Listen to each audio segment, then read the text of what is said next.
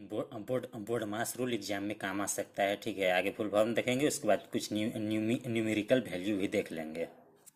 Full form देख लेंगे, B से ब्रैकेट, ओ से orders of power, square, cube, root, सब कुछ ऑर्डर्स में, फिर डिवीजन, मल्टीप्लिकेशन, एडिशन, सब्ट्रैक्शन।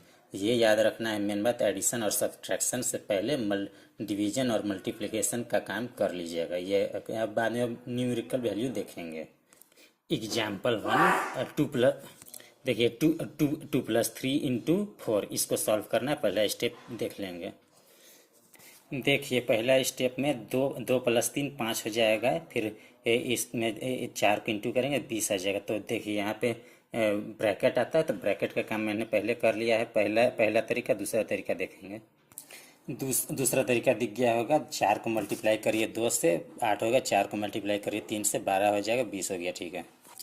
दूसरा एग्जाम्पल में 2+3 इंटू में 2 का पावर 2 है। ठीक है, अब इसको सॉल्व करना है, तो पहले ब्रैकेट वाला ही सॉल्व होगा, उसके बाद इधर नहीं, पहले ब्रैकेट वाला ही सॉल्व होगा, उसके बाद पावर का देखेंगे। ठीक है ना।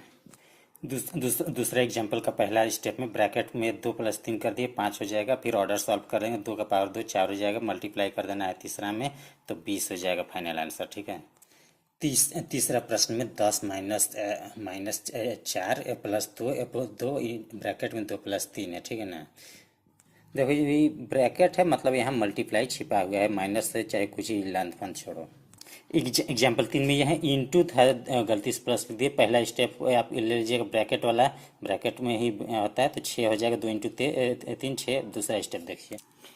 एग्जाम्पल 3 में पहले तो 2 × 3 6 कर लेंगे, फिर इसमें से ये 4 जोड़ दीजिएगा, यही किया गया है यहाँ पे। फिर लास्ट में ये वाला 10 को लेस कर दिया गया है, तो 0 आंसर आ गया। और एक बात ध्यान दीजिएगा, यहाँ पे प्लस है तो कभी भी इंटू मत करिएगा, इसीलिए यहाँ इंटू रहता, तब दोनों में इंटू वो एक अलग इक्वेशन हो जाता। ठीक है। अर्थमेटिक प्रोग्रेशन में भी बोर्ड मास छिपा हुआ हो सकता है, तो एसन में भी बोर्ड मास छिपा हुआ है। तो एक क्वेश्चन एसन का देख लेंगे डायरेक्ट।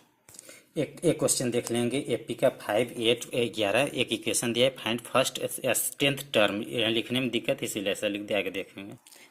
देखिए स्ट्रेंथ का वैल्यू निकाल दिए हैं इस तरह से। इसमें कॉमन डिफरेंस मेन होता है, तो कॉमन डिफरेंस निकालने का तरीका तो हो गया 8 - 5 3 निकल जाएगा, कॉमन डिफरेंस हो गया। बाद बाकी स्ट्रेंथ तो एन को मान लो 10 से डिवाइड कर दो, बाद बाकी इंटू 2a। ए कितना है, ए है 5 है, ए 5 है। ठीक है, A2 है आपका 8 है, तो इस तरह का सब जानते ही होंगे।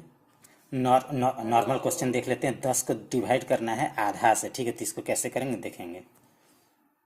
देखिए यही था, तो इसको आप क्या करना है, अब 2 को ऊपर भेज दीजिएगा, तो इसका साइन बदल जाएगा, मल्टीप्लाई हो जाएगा। ठीक है, तो 20 हो जाएगा। डिवाइड से साइन चेंज हो जाता है नीचे वालों को ऊपर भेजने में।